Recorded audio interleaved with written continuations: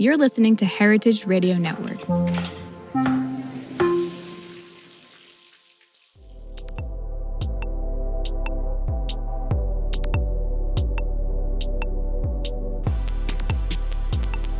Hello, welcome to Japan Needs. I'm your host Aki Kotema, a food writer and the director of the New York Japanese Culinary Academy, which promotes deep understanding Japanese cuisine in America. We are broadcasting live from Brooklyn, New York. This show is all about Japanese food and food culture. We see sushi at every day in the supermarket, but what is beyond sushi? We hear dashi ramen izakaya, but what exactly are they? Japanese food is still a mystery for many people, and I try to demystify it in this program with my good guests. My guest today is Rafal Masankiewicz, who is the chef at Ikigai in New York, which opened July 2024. Ikigai is a very unique concept. First of all, it's a not-for-profit organization, which is highly unusual for a restaurant. And secondly, beyond covering the fundamental costs of running business, all proceeds are donated to a food bank.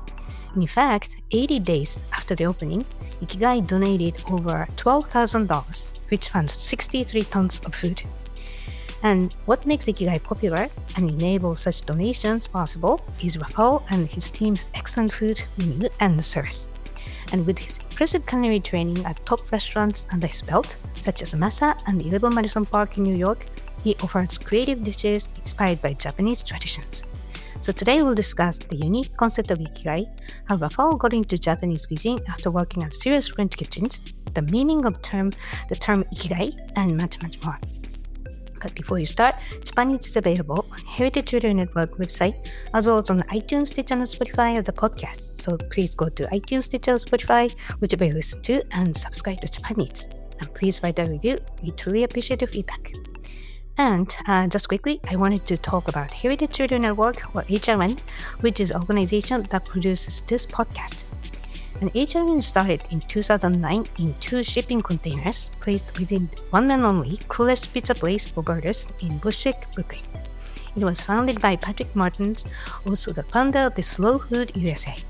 We are non-profit and the only podcast network dedicated to food, beverages, and the culinary world. And HRN brings listeners free podcasts on everything from the artistry of baking to the craft of brewing, the complexity of cheesemongering, to the challenges of solving climate change, and not to mention Japanese food culture. So please help us to produce meaningful shows by going to heritageradionetwork.org/donate. Thank you so much.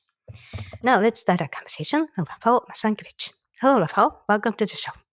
Hello. Welcome for inviting me. Yeah, this is exciting.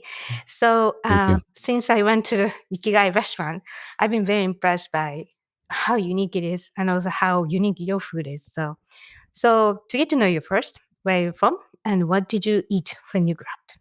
Well, I originally come from Poland. I was born in Lodz, where I was growing up and, eating mostly at my grandmother's and my mom's kitchen. I guess I was very lucky to have both of my grandmothers in my life and both extraordinary cooks. And then my mom continued our cooking tradition at home, and she's also an excellent chef. So how did you get into cooking, like professionally? Well, I think it was many small steps and then one big decision.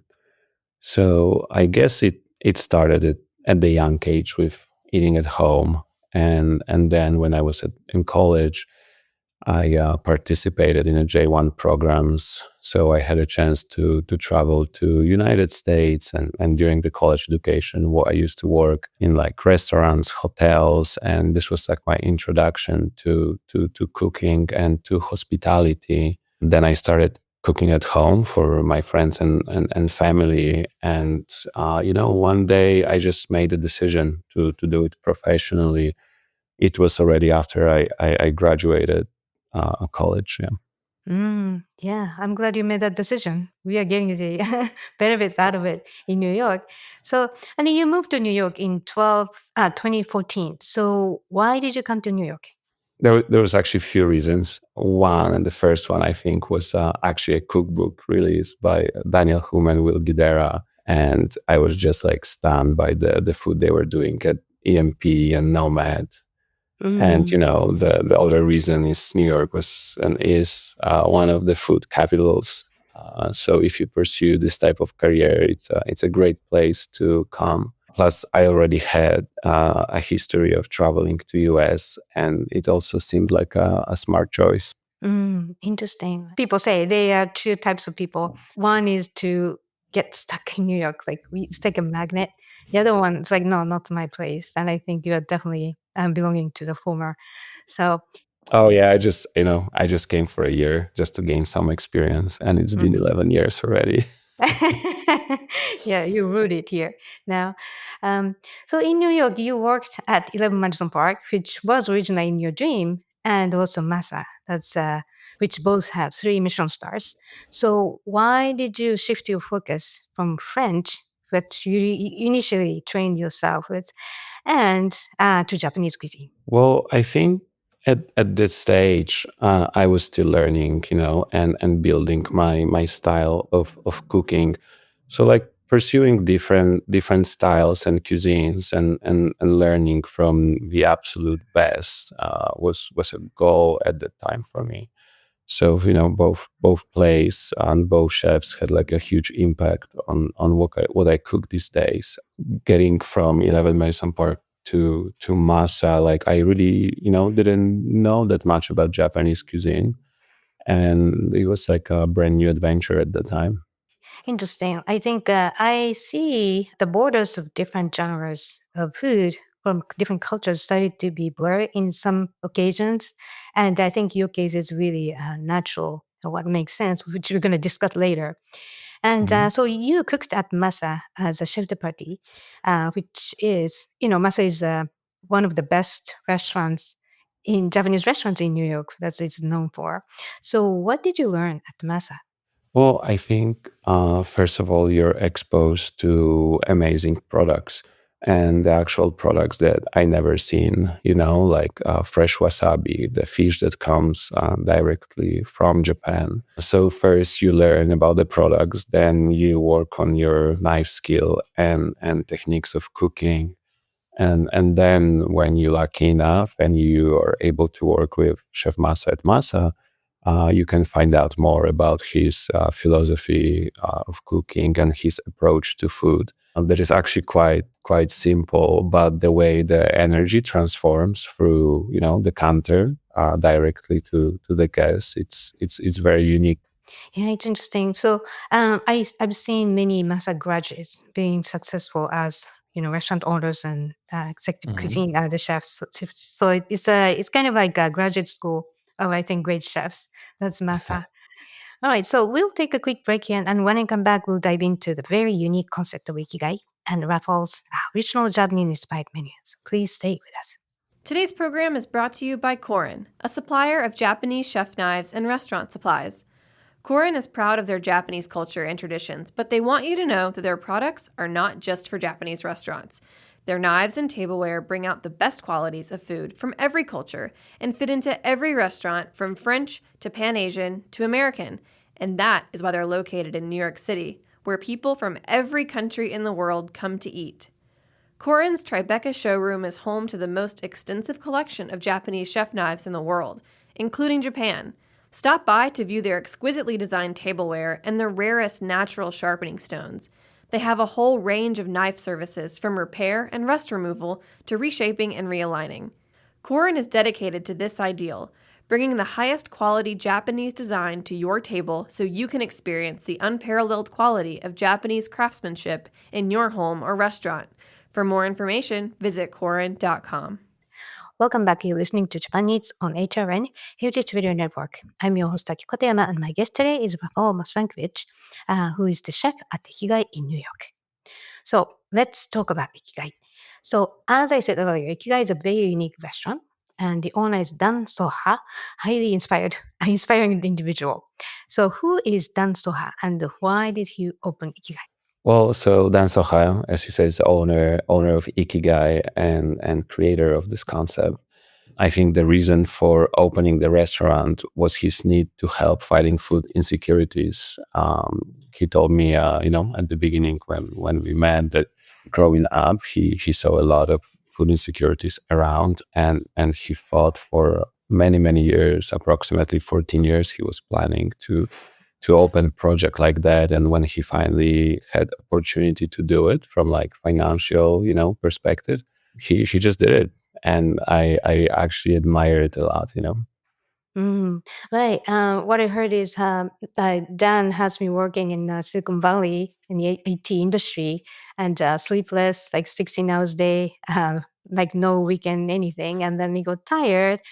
And for 15 years, he's been thinking about opening a restaurant. That's like amazing. And then, but do you know why it was a Japanese restaurant he wanted to Well, open? he always traveled to Japan a lot, and he admired the Japanese approach to food, the simplicity, the great products, and like how humble and modest people are. And I think this like was over the years it was growing in him.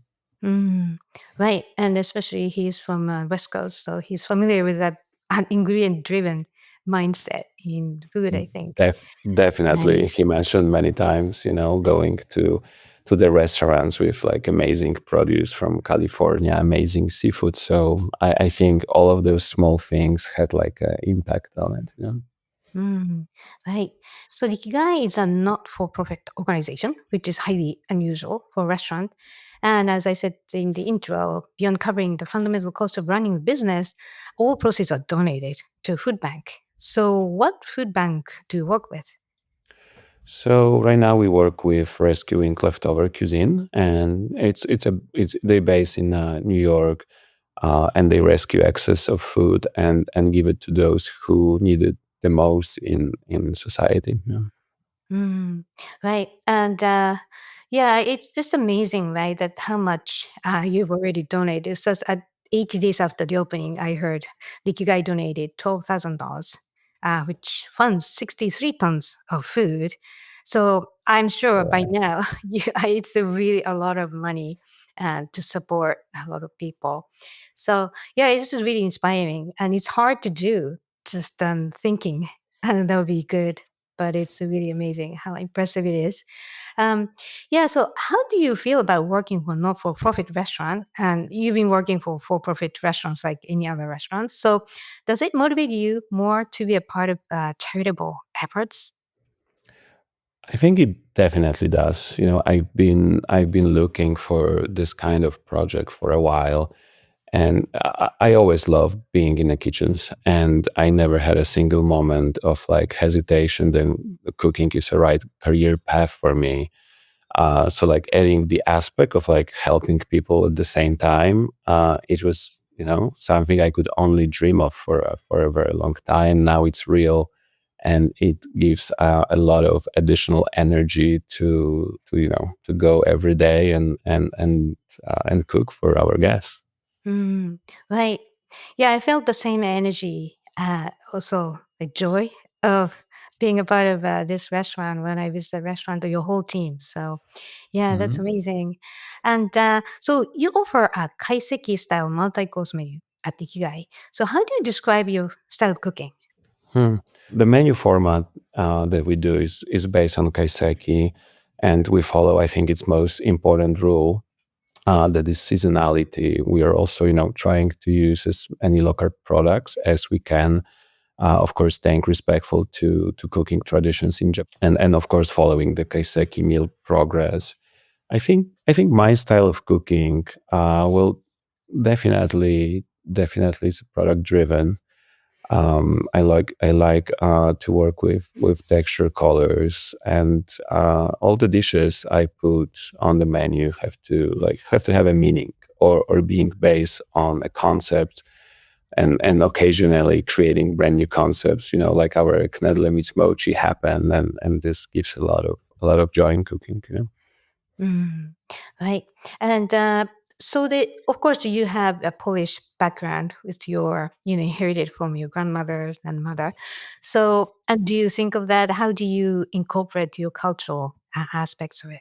So I think I base this part of my cooking based on the flavors I remember from my home. So Mm. their techniques, their flavors, seasoning. Sometimes there are very small elements, and sometimes they're a bigger part of the dishes that are easy to for every guest to see it, and sometimes are very very small details that actually people that were born and live in Poland could see it. So I think it's like acting on like different levels. Mm, right. Yeah, so I think your menu represents how Japanese food has established its own identity in the US, which is very exciting because there are many great high quality Japanese traditional kaiseki restaurants started to be, Mhm. opening in this country. But I think you can't follow Kyoto style kaiseki because ingredients are different, people's palates different, and water, everything ingredients are different. And I think you really merged the upside of what's not available. Yeah, so I really think your restaurant is kind of the next step of Japanese cuisine based on tradition. And so, congratulations. Well, thank you very much for saying that. So I will talk about your actual dishes, but before that, the first few courses of dinner at Ikigai starts at the little garden back in the restaurant. So why is that? Well, I think couple reasons. Again, first is we want for our guests to have a moment before their actual meal starts. They can decompress for a moment after the hard day of work or travel. There's some also differences in dining in Japan versus dining in New York City. In Japan, you can expect for all the guests to be at the restaurant on time, and in New York City, it's much harder to achieve the same goals. So this 30 minutes of the beginning of the meal gives us also a possibility for all the guests to arrive before they are being moved as a 12 Mm. people group to the counter where the actual meal starts. Mhm.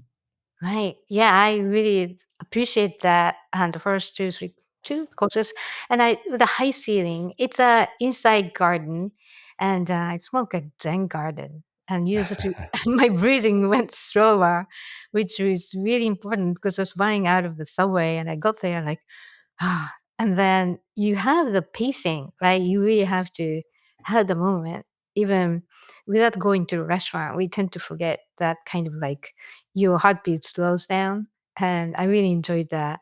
And not to mention, you served amazing Japanese style milk bread with some, miso Thank butter you.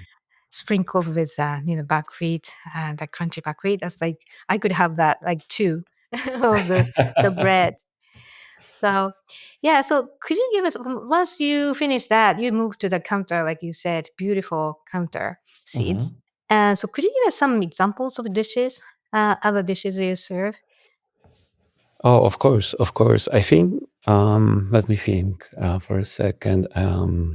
I would say the great example will be a sweet potato dish that we have on the menu, and it's sweet potato with braised red cabbage, and it's like a perfect combination of Japanese and Polish cuisine, and those flavors work together very very well.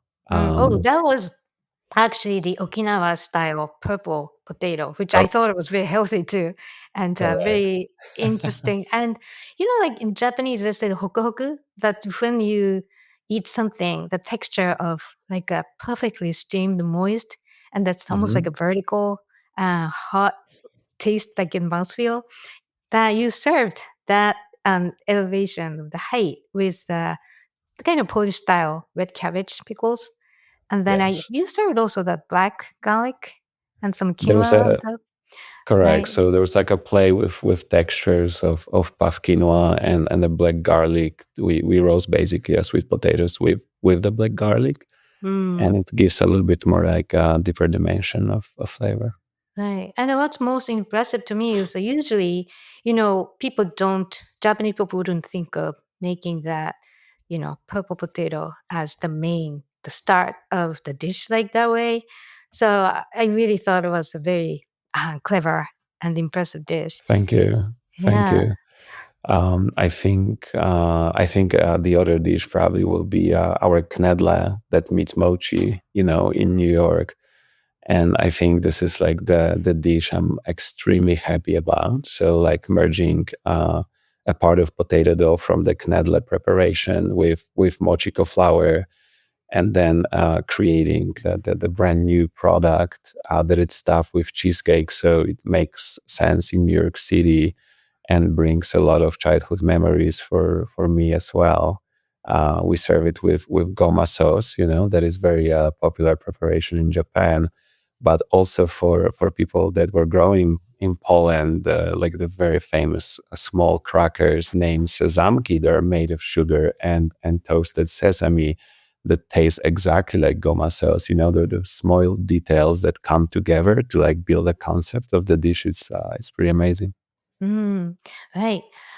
So how many dishes do you serve per course, the entire course? So right now it's Mm. about 12 dishes. We usually have about 8 courses, but some of the courses would have 2 or 3 small dishes, Mm. within the category.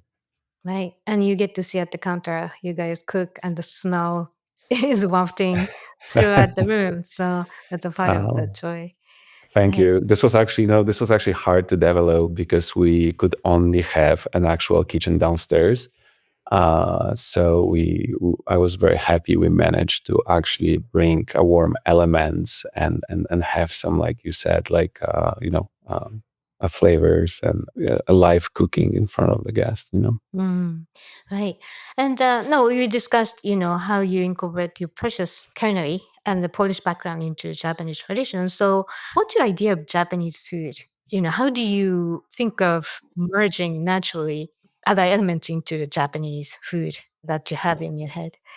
That's the good question. I feel when I think of Japanese food, my focus is on products and preparations that are created to highlight the original flavors, not to change them. And I think this is a right approach to cooking and to any cuisine. Like over manipulating the products and creating something that doesn't necessarily look like food. I just don't like this idea. Hmm. Right. So, and then you often change the menu based on the inspiration from the ingredients, right? Correct. So we try to follow, all the seasonal changes and talk to our purveyors of what's gonna be coming and what's gonna be available soon. And we always try to stay a step ahead on the planning because it's very crucial for like a menu format and style of cuisine that we have. Right. So that's exactly the essence of Japanese kaiseki cuisine. You follow the ingredients and its season, and you have to be always prepared because the seasons are so precious and often Correct. short. Right. Okay. So I think the restaurant is named properly to represent its concept, especially by the founder Dan Soha. Mhm. So he's like living ikigai. So what does ikigai mean by definition, and what is your ikigai personally? Well, I think, it's a reason for being. So it can be extremely detailed and complicated if one wants it to be, and like including your work life, personal life, goals, passions, missions, and how you find the balance of it. Or also very simple one, like what brings you joy and balance in life. And it can be a morning coffee on Saturday. It can be meeting with people and living by Ichigo Ichie rule that it's very unique. Mm. Yeah, how do you explain Ichigo Ichie for listeners who's not Well, I familiar? think I think it's like every encounter is very unique and never happens again. So I think this is what we do every day at Ikigai with every group of our guests that's coming. Even if we have a returning guest, this situation, this one moment will never be the same. Even if they eat the same food, it could feel differently because of the atmosphere of the day. So I think it's like catching this unique moment and appreciate the presence. This is how I would describe it and how I understand it. Yeah, the more I think about Ichigo Ichie and hear about it, I think it becomes your mindset, and I would try not to forget because it's important that you live this moment. And yeah, I think it's a great word, Ichigo Ichie. So to you, your cooking is Ikigai, you think? Yes, definitely. Like I never had a doubt and never zero hesitation, and definitely that I found that this is my purpose in life. What does cooking offer you as, to break down your ikigai? What's the kind of essence of cooking to you? I guess it's really hard to describe and like give the examples. It's like combining a passion, love for what I do, and it just makes me happy when I do it, and Mm. it feels right. It feels right for the moment, and I think that's what it is. Yeah, I think that's the point, right? And in Western literature, I mean, it's easy to, someone made easy to understand. Ikigai is often described with a Venn diagram with factors like what you love, what you're good at, what you get be paid for, and what Mm. the world needs. But obviously in Japanese, ikigai is not so complicated or calculated, and ikigai can be just very simple, like you said, a cup of coffee, or a hobby, a joyful time with family or friends, or even like I hear my grandson is my ikigai, as the grandmother says, or something like very visceral, like Of no course. explanation. You don't draw a diagram and a pick. It's not a puzzle. You just like you can't not say this is my ikigai. It's just excitement, passion, and hope. So Exactly, I fully agree on that. Yeah. right, yeah. So what are your plans and dreams? Well, I think I would like to continue what I'm a part of now at Ikigai. And I hope at some point, add another project that also will be focused on helping people. I really enjoy this part of my job right now and of my life. Mm, right. And the other thing is, how do you lead your team? I was always impressed. And I think, you're kind of like creating ikigai for others too, right? So, how do you do that? hmm Well, I think, we are a very small team. So I am there every day working from like morning hours. And so prepping, being a line cook, and at the end of the day, being a chef. And I think just working with people and being there for them, that's the best approach. Right. Amazing. All right. So, I hope to see you again at the restaurant. And yeah, keep up great work. And hopefully, your dishes are helping a lot of people through the food bank and beyond. So, yeah. So, and where can we find your updates online and on social media? Well, I think Instagram and the websites are really like two best places to look for updates and what we're doing at the moment. Okay. So, Instagram is ikigai.nyc. It's .nyc. IKIGAINYC. Right. And Correct. so, and the website, that's www.ikigai.nyc. And do you have any Correct. personal Instagram account? Well, it's just my name, and in between the name and the last name, it's an underscore. Yes, thank you. Okay, great. All right, so thank you so much for joining us today, Rafal. Thank you so much for your time. Right, so listeners, if you have any questions or comments about the show or suggestions for show topics or guests, please contact us at japanneeds@heritageradionetwork.org or kikotema.com. Japan Needs is a weekly program and is always available at heritageradionetwork.org, as well as on iTunes, Stitcher, and Spotify as a podcast. My engineer is Gabe Jean.